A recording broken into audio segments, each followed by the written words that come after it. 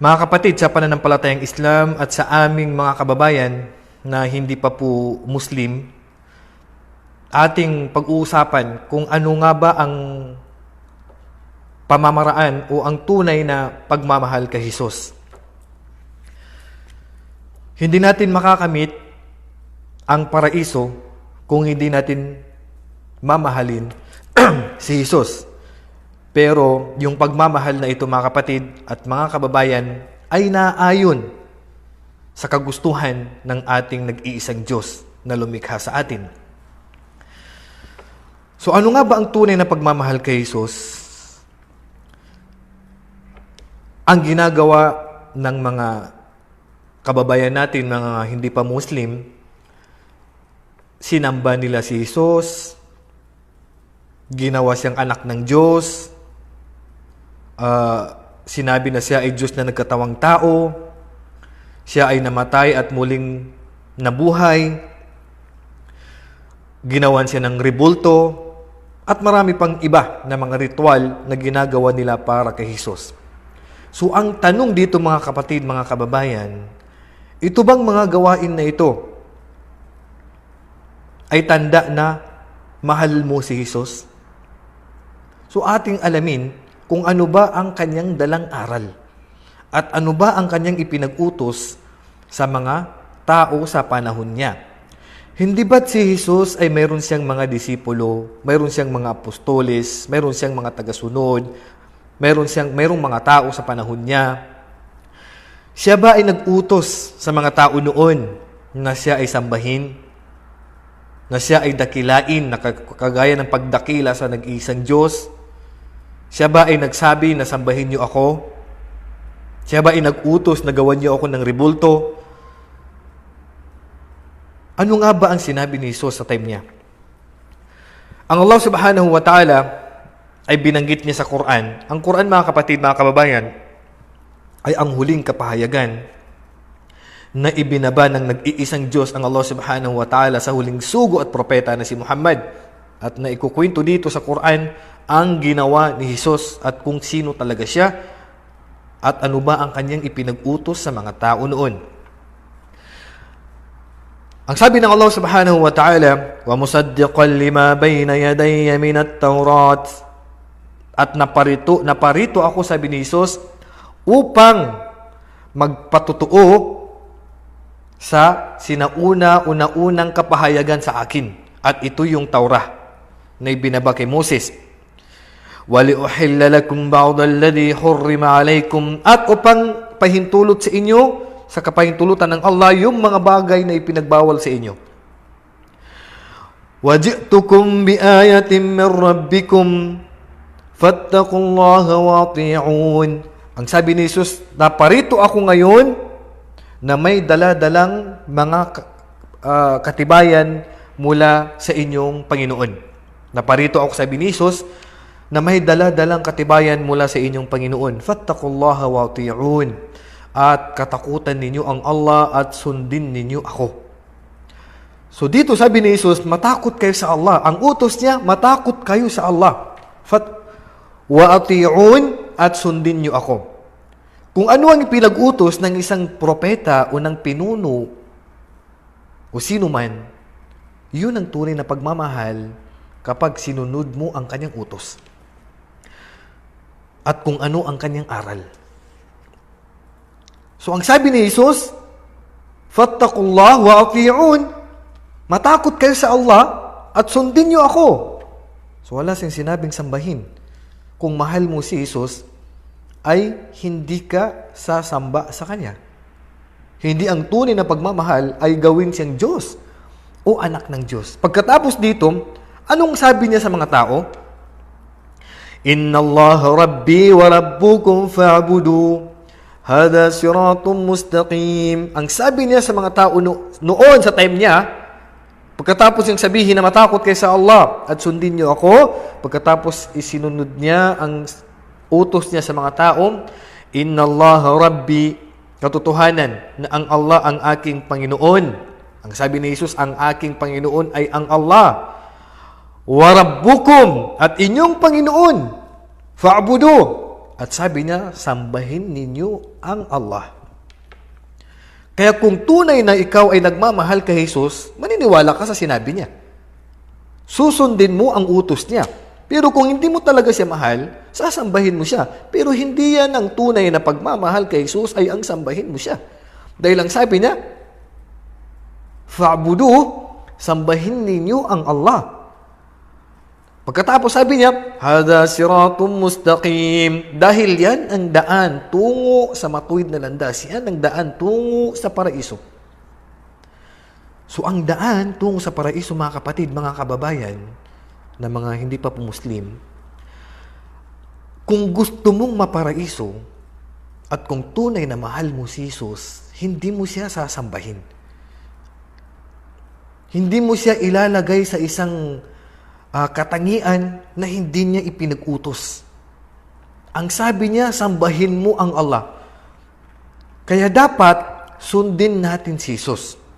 Kasi kaming mga Muslim, hindi kami magiging ganap at tunay na Muslim pag hindi namin siya minahal. So anong kasunod nung naisalaysay na ito o nabanggit na ito sa Quran? Falamma ahassa Isa minhumul kufr. Subhanallah. Ito ang nagpapatunay na si Jesus ay tao. Falamma ahassa Isa minhumul kufr. Pero nung maramdaman ni Jesus na ang mga Hudyo, ang mga angkan ng Israel, mula sa kanila ay hindi sumunod sa kanyang sinabi. Hindi sila sumunod. Pagkatapos niyang ipag-utos sa kanila na sambahin ng Allah, falamma ahassa Isa minhumul kufr, nung maramdaman ni Jesus na walang susunod sa kanya, walang maniniwala sa kanya, na samantalang nagsasabi siya na siya isang sugo lamang at propeta at sambahin lamang ang Allah, anong sabi niya? Qala man ansari ila Allah. Ito yung tunay na pagmamahal sa kanya. Sabi niya, qala man ansari ila Allah. Sabi niya, sino ang gustong tulungan ako kasama ang Allah? Ila Allah. Sabi ni Ibn Jarir at-Tabari, ang ila dito ay ma'allah. Sino ang gustong maging katulong ko o kumampi sa akin? Biruin mo, si Jesus nangangailangan ng tulong. Hindi Diyos ang nangangailangan ng tulong. Dahil sa walang naniwala sa Kanya, nang sambahin lamang ang Allah at sundin siya, humingi siya ng tulong sa mga tao kung sino ang gustong magtanggol sa Kanya at tumulong upang patunayan sa mga tao na ang Allah ang tunay na Diyos. Sabi niya kasi, qala man ansari ila Allah. Sino ang gustong tulungan ako kasama ang Allah?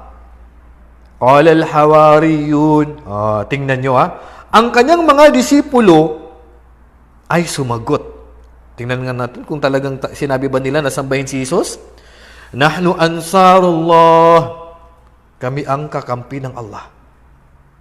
Yung kanyang disipulo ay naging kakampi ni Jesus upang ipagtanggol at ipagsabihin sa mga tao na si Jesus ay sugo at propeta at ang dapat gawin ay sundin siya at sambahin ang Allah. Qala al-hawariyun nahnu ansarullah. Pagkatapos itong mga disipulo na ito, hindi nila sinamba si Jesus. Dahil mahal nila si Jesus, amanna billah. Kami ay nananampalataya at naniniwala sa Allah. Washhad bi anna muslimun. At sumaksi ka. Sabi niya, sumaksi ka, sabi niya. Ikaw, Jesus, ay magsaksi o sumaksi, sabi niya, bi anna muslimun, na kami ay tunay na sumusuko sa Allah. Tunay na sumusuko sa Allah ang mga disipulo ni Jesus. Pagkatapos, ang sabi ng kanyang disipulo, Rabbana amanna bima anzalta wattaba'na ar-rasul. O aming Panginoon, tunay na kami ay naniniwala, nananampalataya sa iyo, sa anumang iyong ibinaba. At sumusunod kami kay Jesus. Faktubna ma'asyahidin. At itala mo po sa amin. At isulat mo po sa amin ang pagbibigay patotoo sa katotohanan Na ang ibig sabihin, itala mo sa amin, Ya Allah, isulat mo sa amin, Ya Allah, na kami ay tunay na sumasaksi na ikaw lamang ang karapat-dapat na sambahin. So yan ang tunay na pagmamahal kay Jesus. Hindi yung sasambahin mo siya, dadakilain mo ng higit sa halos ipantay mo siya sa Diyos. Ang sabi ni Jesus, maliban pa doon, sabi niya, Qala inni Abdullahi atani al-kitab wa ja'alani nabiyya. Ang sabi ni Jesus, katotohanan na ako ay alipin ng Allah. Atani al-kitab, at binigyan niya ako ng kapahayagan. Wa ja'alani nabiyya, at ginawa ako ng Allah na propeta. Hindi siya ginawang anak ng Diyos. Hindi siya ginawang Diyos na nagkatawang tao. Ang sabi niya, ginawa ako ng Allah na isang propeta. Tandaan niyo mga kapatid, ang propeta, ang palatandaan na yan ay sugo at propeta, may kapahayagan. Dahil si Jesus ay propeta at sugo, ang kapahayagan na ipinadala sa kanya, ibinaba sa kanya, ay ang Injil o sinatawag nilang Ebanghelyo. So, ang tunay na Diyos, hindi niya kailangan yan. Hindi kailangan ng Diyos ang kapahayagan. Bakit kailangan ng kapahayagan? Para sabihin sa mga tao na basahin nyo dito, basahin nyo. Ang nangangailangan ng kapahayagan ay propeta at sugo at hindi ang Diyos. Ang nangangailangan yan. Waja'alani mubaraka, at ginawa ako palagi ng Allah na kaya ginawa niya ako na nabibiyayaan saan man ako mapadpad o man naruroon. Wa awsani bis salati waz zakati ma dumtu hayya, at inutusan ako ng Allah na itayo ang sala. Kung mahal mo si Jesus, hindi magsala ka.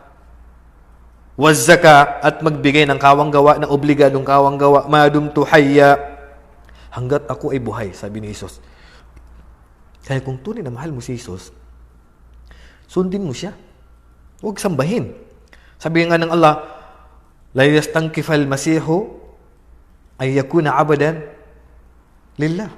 Hindi kailanman magmamalaki si Jesus at hihigit mula sa pagiging alipin niya ng Allah. Hindi siya hihigit dyan. Hanggang dyan lang siya.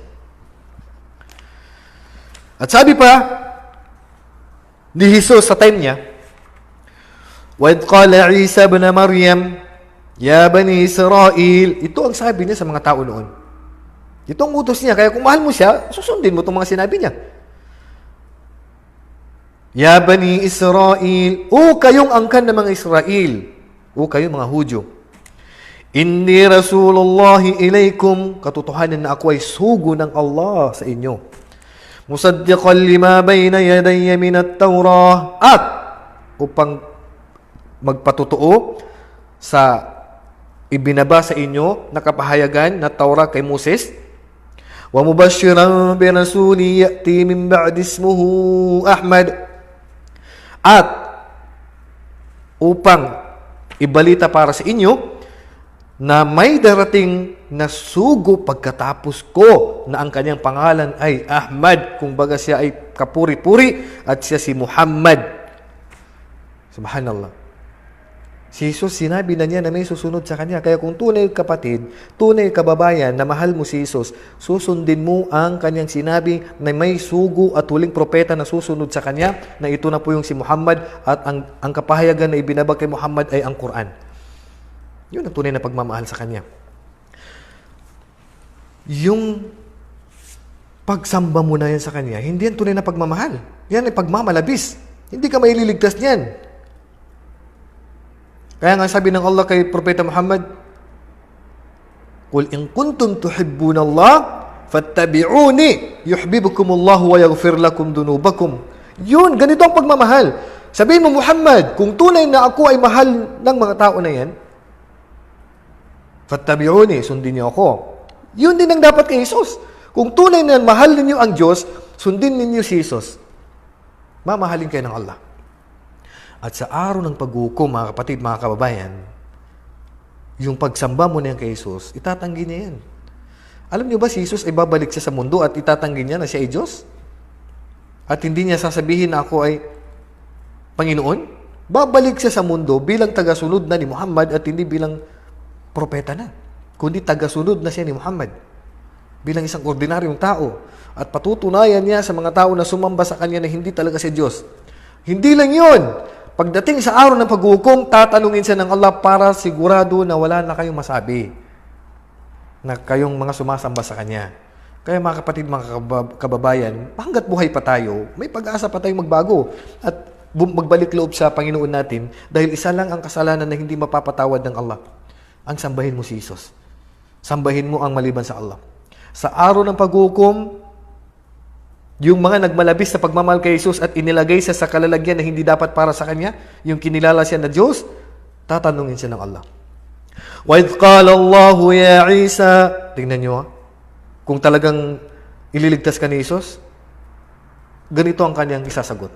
وَإِذْ قَالَ اللَّهُ يَا عِيسَى At sa araw ng paghukom, tatanungin ng Allah si Jesus, أَأَنْتَ قُلْتَ لِلنَّاسِ اتَّخِذُونِي Jesus, sinabi mo ba sa mga tao, اتخذوني إلها وإذ قال الله يا عيسى بن مريم أأنت قلت للناس اتخذوني وأمي إلهين من دون الله O Jesus na anak ni Maria, ikaw ba ay nag-utos, nagsabi sa mga tao na sambahin kanila?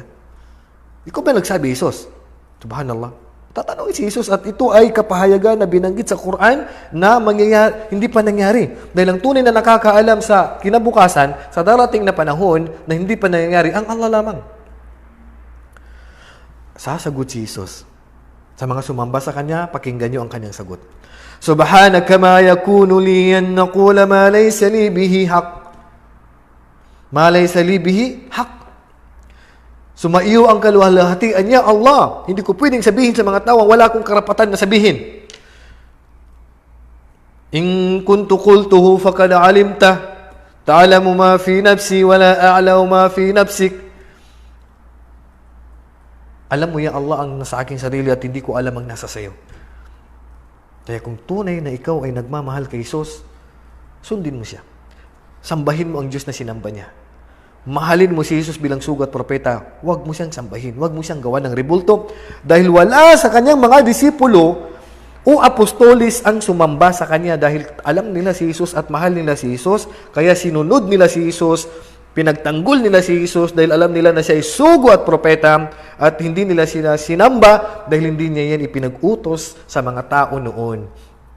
Kaya yung mga sa panahon natin ngayon, bakit ninyo sinasamba si Jesus? Na hindi naman niya yan sinabi. Kung talagang mahal mo si Jesus, pag-aralan mo ang kanyang aral. Wala siyang pinag-utos na siya ay sambahin, na siya ay kilalanin na Diyos, o kilalanin na anak ng Diyos. Siya ay anak ni Maria, nilikha siya ng Diyos sa pamamagitan ni Maria, at ginawa siya ng Panginoong Allah na propeta, at nagpababa ang Allah ng isang kapahayagan para sa kanya na isang mga tanda, katibayan na siya ay propeta at sugo na dapat siya ay mahalin bilang propeta at sugo at huwag magmalabis. Huwag siyang ilagay sa kalalagyan na gagawin mo siyang Diyos. Na hindi naman niya sinabing maging Diyos siya eh. Hindi niya sinabing gawin siyang anak ng Diyos. Hindi niya sinabing siya ay magkakatawang tao na Diyos. Hindi niya sinabing aakuin niya ang kasalanan natin lahat. Wala siyang sinabing ganyan.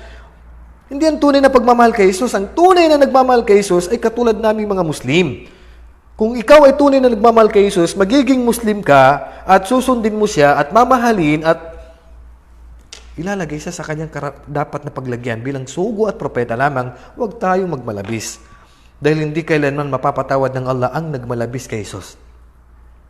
Inna Allah la yaghfiru ay yushraka bihi wa yaghfiru ma duna dhalika liman yasha. Kailanman ay hindi mapapatawad ng Allah ang sumamba maliban sa Kanya, katulad ng pagsamba kay Jesus. Ang patatawarin lamang ng Panginoon nating Allah ay ang mga kasalanan na hindi pagsamba maliban sa Kanya. So sana mga kapatid, mga kababayan, buksan natin ang ating isipan at puso sa katotohanan. Huwag nating isarado. Saliksik tayo ng katotohanan, alamin natin ang kanyang aral, sino ba talaga si Jesus, sinabi ba niyang Diyos siya, sinabi ba niyang siya ay gawa ng rebulto, sinabi ba niyang siya ay anak ng Diyos, sinabi ba niya siya ay Diyos na nagkatawang tao, lahat ng yan mga kapatid, hindi niya ipinagutos. Wala siyang sinabi sa mga tao noon, kundi sabihin na siya ay sugo lamang at propeta. Huwag natin siyang ilagay sa isang bagay na hindi niya sinabi. Yan ay pagpapasinungaling sa kanya, which is napakalaking kasalanan.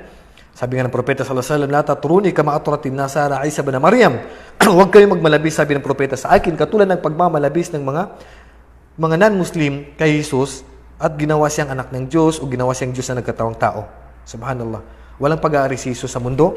Si Jesus ay isang sugo at propeta lamang, hindi niya pag-aari ang paraiso at impyerno, kaya siya mismo ay nangangailangan na makapasok sa paraiso at impyerno. Kung gusto mong makapasok din sa paraiso at impyerno, sundin mo lang si Jesus bilang sugat propeta, huwag siyang ilagay na siya ay gawin nating Diyos dahil hindi siya makakatulong sa atin mula dito sa mundo hanggat sa kabilang buhay. Wallahu a'lam. Wa sallallahu ala nabiyyina Muhammad wa ala alihi wa sahbihi ajma'in. Assalamu alaikum wa rahmatullahi wa barakatuh.